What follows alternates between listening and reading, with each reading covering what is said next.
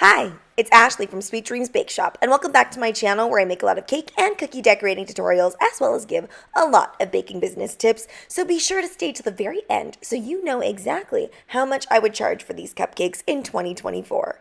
I'm giving you an up-close view of all of these tips so that you will know the numbers and you will also know what they look like. I'm only going to be using these tips that I'm showing you in today's video, and I'm going to show you a few different things that I do with each tip. This right here is a plastic coupler. If you want to switch your tips on and off, that is a great choice. However, you do have to go with a smaller tip in order to use that coupler. And for some of these, most of these I should say, I am going to be using a larger tip.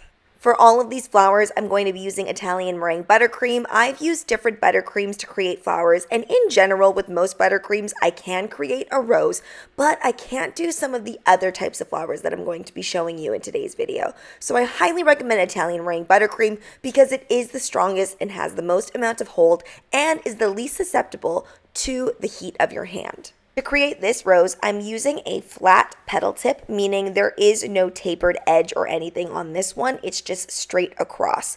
And you'll notice that the top of the flower petals are not jagged at all. I'm going to be showing you another rose later on that creates a little bit more of a jagged edge. This one is very, very perfect. So if you want that perfect looking petal, use this tip. To get that blue color peeking through, as you saw earlier, I basically put in a little bit of airbrush color actually, but you can use regular gel food colorant. And I kind of squish the bag together and then I put pure white buttercream into the bag. And I find this just creates a more natural look. And as it's coming out of the piping bag, you get a little bit more blue, more and more, and then it eventually does go back to white because the colorant runs out. I also changed the direction of the petals on this. You saw at first I was going counterclockwise and now I'm going clockwise around. And I do that so that it really opens up the flower. A lot of people use flower nails, which basically means you create the buttercream flower on the nail and then you lift it off. I am not about that life. I really like to do it directly on the cupcake. So you'll notice I'm just being careful and making sure not to drag my tip through that buttercream on the other side. This can be a little bit trickier to do, but it is so much more doable with the buttercream like Italian meringue buttercream. Also, please forgive me for my cupcake liners from lifting. What I think happened was this cupcake is a little bit drier of a recipe, so I just took my regular vanilla cupcake recipe that I always use and I added in a bunch of matcha powder to give it that matcha flavor. And these were very flavorful, moist cupcakes, but for some reason it did cause the cupcake liner to just lift right off for some reason on some of these cupcakes. I decided to add green leaves on all of my cupcakes this time around. Originally, I thought I was just going to go with just plain flowers, but I decided adding on the green leaves really helps make things look more full. So I just used a large leaf petal tip for that, and I squeezed and then pulled away. And once you're ready to end your leaf, stop squeezing. On this cupcake here, I'm basically doing the exact same technique with the exception of the fact that I don't ever open up the petals. So I just keep doing this motion, which is just little rainbow arcs all the way around. And I'm keeping the petals very, very perfect and very symmetrical. I found that the first one that I did had a little bit more whimsy to it, a little bit more flow. This one is very, very perfect and very tight. Now, what's important to note here is that if your tip is getting really, really dirty, because that's always what I found happened to me, go ahead and wipe it off with a piece of tissue or a piece of paper towel. Because if you keep letting it build up with that buttercream, then your petals just get messier and messier. If those buttercream flower ideas seem just a little bit too intimidating for you, then you're going to want to reach for this design when you are at the peak of your frustration. You will be able to create this very beautifully and easily. Using a 1M tip, you're just making a simple rosette. I always start from the middle and then I work my way around going counterclockwise. And then fill it all in with those beautiful leaves and add some pearls as well. For this next flower, I wanted to do something very different. So again, going with that straight edged petal tip, I tend to use this one a lot actually. There are certain ones that I gravitate towards. I think I just like the way that the petals come out of this one. But you'll see I'm creating something completely different than what I created before. And I'm basically wiggling up and then wiggling down. And that's all you have to do. Again, this is a nice and easy one. It's also one that is very useful if you don't want your icing super piled on top. The rose does obviously have a lot of icing, so this one just gives you a little bit more of a flat look and is for those that don't like a whole lot of frosting on their cupcakes. I haven't seen this movie in a while, but I feel like this cupcake is very reminiscent of the cupcake that she makes in Bridesmaids when she manages to make one singular cupcake, one single serving, and then does all this fondant work on top. I don't know why. This just reminds me of that.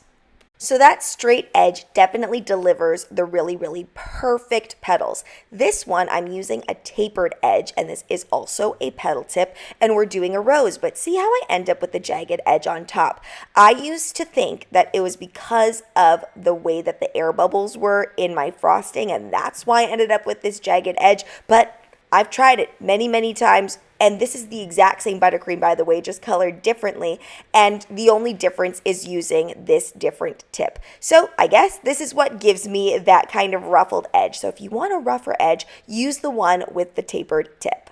I really do like using this one when I'm trying to make the bouquet look very realistic. I was having a lot of fun making this. I find when I have all the colors all set up and they're all mixed together, it really makes the decorating part super, super fun. Nothing is worse than when I have to stop and mix more colors. So this was fantastic. And you'll notice that I'm using the same techniques over and over again, but I'm just switching up the flower choices and the combinations, and it really does make for a beautiful looking bouquet of cupcakes. Moving along, we are using that straight edge petal tip once again. This one is just a winner. It can do so many things. So I'm making little C's here, or little rainbow arcs, whatever you want to call it. And I'm giving just a little bit of pressure in the beginning, and then I twist, and when I'm twisting off, I stop that pressure.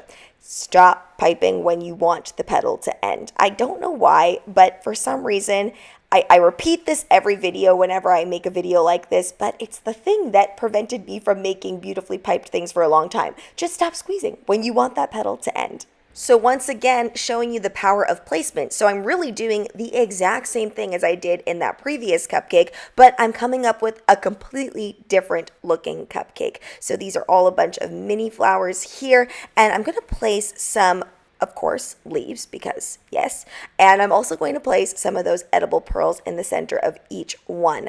I gotta tell you guys, I gotta be honest, it took a long time for me to find the right pearls to put inside of each of the centers because I'm looking at a mix. So of course I had to pick through the mix. That's the only downside of a mix, because honestly, I love having all of those different sizes available to me, but I don't like having to sift through them. Once again, if all of these designs just are way too complicated for you, just go back to your 1M tip and make these super, super easy hydrangea cupcakes.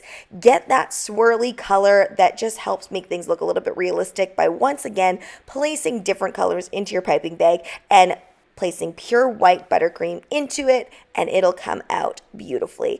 And again, adding these leaves, which are really, really easy and not intimidating at all, will help make things look a little bit more realistic and a little bit more put together. Now let's get into the pricing, and we all know inflation has been quite something in 2023. It doesn't look like it's slowing down right now at the beginning of 2024. So I would charge $6 to $7.50 per cupcake. This would depend on which cupcake my client is ordering. It would also depend on how many colors they're also using. So in this one, we're really only using about 3 colors. So that would fall within the range that I just gave you. Thanks so much for watching, guys. Don't forget to like, share, and subscribe so you can be part of the Sweetie fam. Right now, I'm uploading weekly, so make sure you hit that notification bell so you know when I upload. Also, be sure to comment, request, or ask a question. I love hearing from you guys. And if you want to further support this channel and my other channels, be sure to check out the Bake Down podcast with Ashleigh, as well as Need More Sweet Dreams Bake Shop if you're looking for lifestyle content.